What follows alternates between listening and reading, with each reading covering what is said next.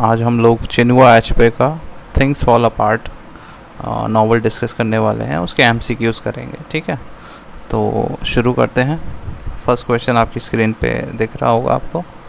ठीक है, तो फर्स्ट क्वेश्चन है चिनुआ एचपे बिलोंग टू। चिनुआ एचपे के कहाँ के राइटर थे?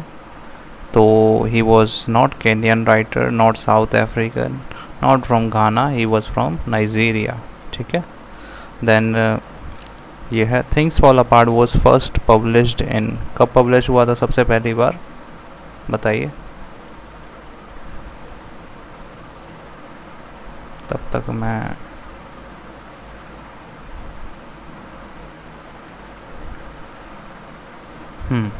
बताइए। सो 1948 नहीं, 68 नहीं, 78 नहीं, 58 में। ठीक है, तो ये 1958 का नावल है चिनुआ एचबे का थिंग्स फॉल अपार्ट।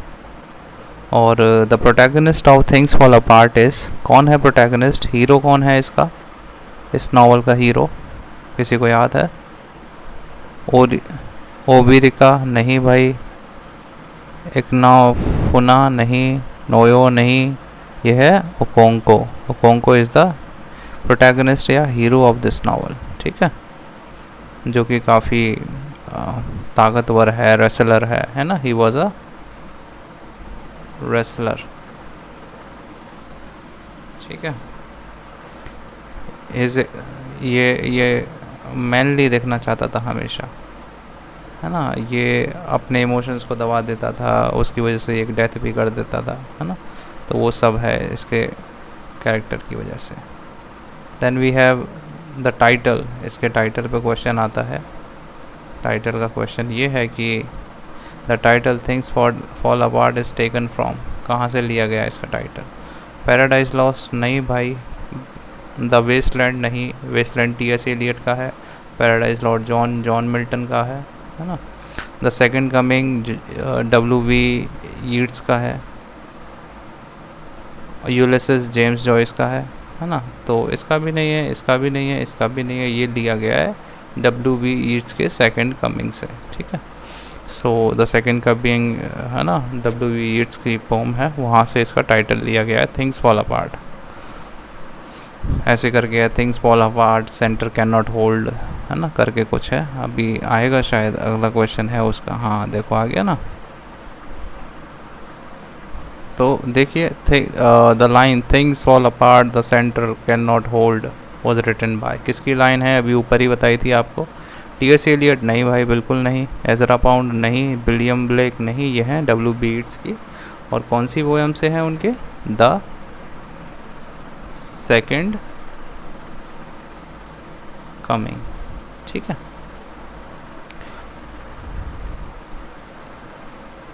नेक्स्ट देखो, the novel is mainly set in, novel कहाँ पे सेट इन है, कहाँ पे सेट है, कौन सी सेटिंग है उसकी? लोगोस नहीं भाई, लंदन में भी नहीं, एकरा में भी नहीं, उमोफिया विलेज है एक, यहाँ जहाँ नावल सेट है।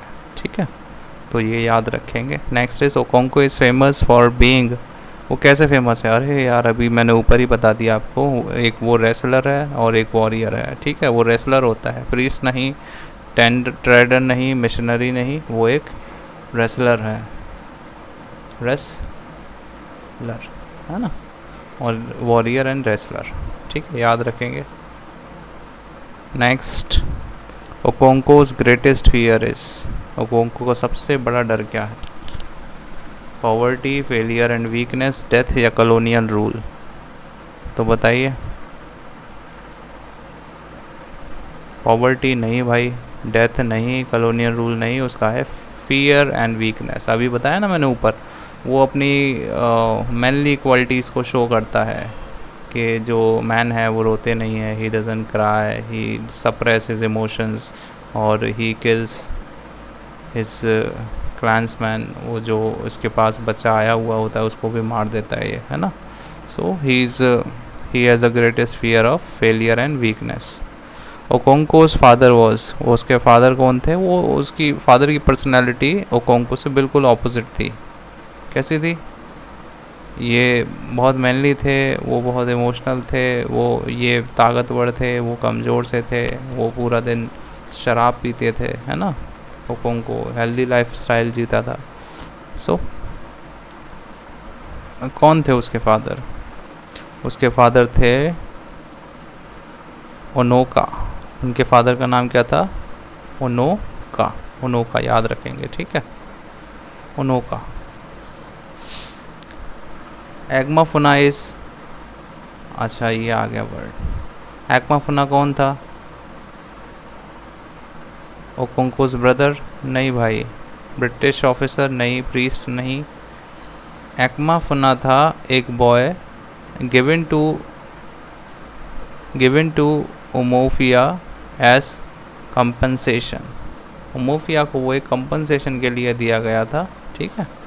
तो उसको इनके क्लैन में आके रहना था, तो इसलिए वो जो लड़का था उसको इनको दिया गया था। दूसरा क्लैन वाले जो कबीले वाले हैं वो इसको मार देते हैं, तो इसके बदले में वो एक बच्चा देते हैं इनको एज ए कंपनसेशन, ठीक है। तो एक्मा फुना उसका नाम है, जिसको आगे चल के ये ओकोंको से मार देगा, ठीक है, किन्हीं कारणों से। चलिए ठीक है। हु किल्स एक्मा फुना? अरे ये अभी मैंने ऊपर ही आपको आंसर दे दिया, तो बता दीजिए। होकोंग को मार देता है इसको, एक्मा फुना को। एक्मा फुना दूसरे क्लैन से आया होता है ना, दूसरे कबीले से, कंपनसेशन के तौर पे। नोए लेटर कन्वर्ट्स टू, नोए कौन होता है? इसका सन होता है, ओकोंको का सन होता है नोए।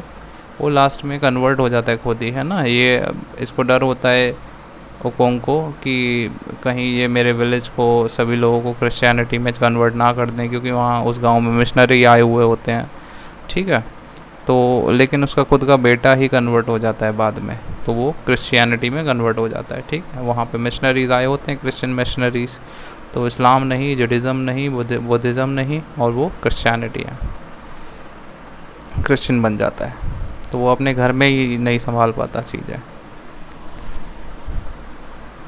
The district commissioner represent, district commissioner जो हैं वो क्या रिप्रेजेंट करते हैं?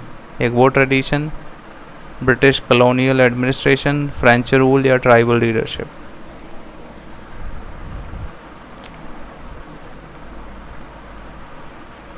तो the district commissioner represent French rule वहाँ पे। हाँ, आई थिंक नहीं नहीं नहीं, फ्रेंच रूल नहीं होगा, इसका होगा आंसर ब्रिटिश कॉलोनियल एडमिनिस्ट्रेशन। तो वो उन्हीं की तरफ से आए हुए होते हैं, है ना, तो ब्रिटिशर्स की तरफ से, तो वो ब्रिटिश कॉलोनियल एडमिनिस्ट्रेशन को संभालते हैं। The central conflict of the novel is between, क्या है इसका सेंट्रल कॉन्फ्लिक्ट? क्या क्या प्रॉब्लम है इसमें? रिच और पुअर? नहीं भाई। Tradition and colonialism? हाँ यही है, ट्रेडिशन और कॉलोनियलिज्म, क्योंकि मिशनरीज आए होते हैं, वो अपनी क्रिश्चियनिटी को इनके क्लैन में, इनके कबीले में, इनके विलेज में डालना चाहते हैं, है ना। और ये ओकोंग को जो है वो उनको दूर रखना चाहता है इन सब से, तो लेकिन फिर भी अफेक्ट आ ही जाता है उनके, ठीक है। Next question. Okonkwo is exiled because, Okonkwo को एग्जाइल्ड में एग्जाइल होना पड़ता है ना। एग्जाइल मतलब वनवास पे जाना पड़ता है। क्यों? क्योंकि स्टील कासल? नहीं, वो कासल को चढ़ाता नहीं है। ही एक्सीडेंटली किल्स अ क्लांसमैन, वो एक क्लांसमैन कबीले के इंसान को मार देता है, इसलिए उसे एग्जाइल पे जाना पड़ता है कुछ ईयर्स के लिए, शायद 7 ईयर्स, ठीक है। मुझे कमेंट करके बताइए। द नॉवल एंड्स विद, कैसे नॉवल का एंड होता है? ओकोंको सुसाइड, ओकोंको सुसाइड कर लेता है जब उसको लगता है कि मैं कुछ नहीं कर सकता, मैं अपना ही, जब उसका बेटा ही कन्वर्ट हो जाता है तो वो बचा नहीं पाता इन सब से, और वो बड़ा ही परेशान हो जाता है, और इसको फिर लास्ट में सुसाइड करना पड़ता है। विलेज वाले भी इसका सपोर्ट नहीं करते, कोई सपोर्ट नहीं करता है इसका, ठीक है। तो ऐसा होता है। विच literally movement is most closely associated with things fall apart, कौन सा मूवमेंट इससे रिलेटेड है?